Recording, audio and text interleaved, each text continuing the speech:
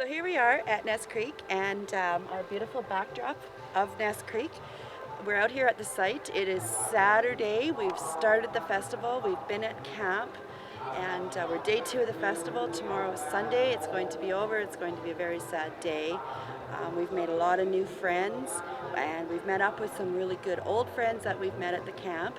And with me today I have Jesse, and he taught 2 of the Slate kids, John and Jackson. They were in his banjo class, advanced banjo.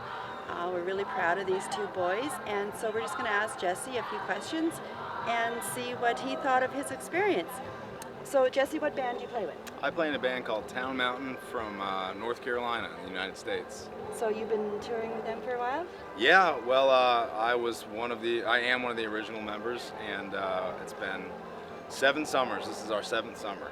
So, and coming into NorthernLights Bluegrass and Old Time Festival was 3.5 weeks of a 5-week tour. So Of Canada? No, just a week up here. Okay. The rest of it was all over the states, from North Carolina to New England, out west, and But Town Mountain was in Saskatoon for Bluegrass Week in Saskatoon, Saskatchewan. yeah, we, 2 months ago. 2 months ago. Yeah, I think it was the first of its kind, right? You guys had never done that before. It was. Saskatoon was introduced to bluegrass music. And how was your experience there? It was great. We did quote unquote bluegrass in schools, and we went to 4 different elementary schools and gave a presentation to kids K through 8. And just kind of played some songs, and then we'd do a little Q&A for them and play some more songs and kind of explain the music a little bit to them. But just really tried to get out there and show kids that music's fun, and it's accessible and can be learned. Right, it's Yeah. all about the kids nowadays. Yeah. They're our future in music. Absolutely. And to introduce them to bluegrass is a really important thing. It's really good. So, how has your experience been out here at Ness Creek at Northern Lights Bluegrass and Old Time Music? First of all, it's extremely beautiful up here. Coming into a place of this beauty, first of all, just makes it fun to be here. So walking in and seeing, wow, we've got the creek, we've got the lake down the road, we've got a beautiful campground, the cabins are great, which we're staying in, and the accommodations have been good, great food. Everybody's been really hospitable, friendly, and then to talk more about the school process, had some great students. I had some great students, really enthusiastic about it. They were here for a reason, and they took it seriously, and they wanted to learn, and that's really the most important thing here, is to get some kids involved, and adults as well, but some people involved who want to learn and are accepting what we have to show them. So we've had a great time, to say the least. So John and Jackson, they've been in your camp all week, and I've talked to both the boys. They've thoroughly enjoyed you as being their instructor. They had a lot of fun in their class, and of course they've learned a lot. What are your hopes and aspirations for kids after they've left your class? Well, what do you hope that you left with them?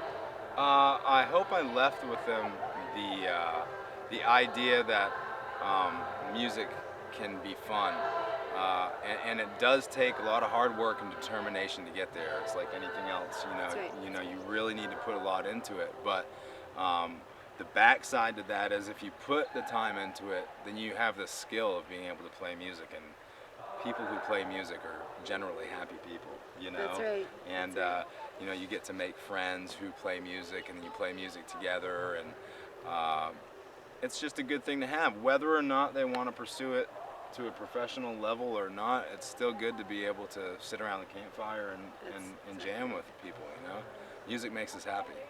So Jesse, how long have you been playing banjo? I have been playing banjo for about 13 years. And what type of style do you play? I play lots of different styles, but for the purpose of Town Mountain, we're a bluegrass band. So I play, bluegrass banjo in our band. The band is not a staunch traditional band, but we're not progressive either. We kind of ride the line between the two. So I'm able to incorporate some more progressive banjo ideas into my playing in the band, but it's, for lack of a better term, it's bluegrass banjo. And so you've been playing for 13 years, and so you started playing when you still lived at home. No, actually, I started playing when I was in college. Oh, did you? Yeah, like right into college. 13, it might be more like 11 or 12 years come to think of it. But in any case, I didn't start playing music until I was 20, I think is when I bought my first banjo. So that's one thing that I told my students. I was like, I wasn't a kid. I was an adult, or at least trying to be an adult. And when I first started playing, and you guys as youngsters have this brain that just soaks every piece of information up that you throw at it. So, get a jump on this while you can, and by the time 13 years rolls around and you're, in your mid-20s or however old you are, you're gonna be doing a great job and a heck of a musician. So when you started playing banjo and you would go home, I'm assuming when you were in college you would go home from the weekend, you took your banjo home. Oh, yeah. And so what did your parents think of that? Well, I grew up in Maine, and I grew up in a very musical household in terms of my parents love music. The first concert I saw was Ray Charles. My parents are cool and they have great taste in music, but they didn't really know what bluegrass was. And I happened to just not randomly, but I bought a bluegrass CD with somebody on it that I knew, and I finally made the connection of, oh, that's what bluegrass is. It's the mandolin, it's the fiddle, it's the banjo, it's the guitar, it's the bass, it's the dobro. And I always knew what a banjo was, but I didn't really know how it fit into the scheme of music, So when I bought that CD, I remember vividly I was actually at my folks' house. I was washing dishes, and I went and popped the CD in, and I went back to wash some dishes, and halfway through the first song, I was like, wow, I want to do that. That's cool. I want to do that. So then I convinced my mom that winter to buy me a banjo. We went down to some random guy's house who had a banjo. She bought me the banjo, and I fooled with it for a while, and then I found somebody in my hometown that was actually a really fantastic musician.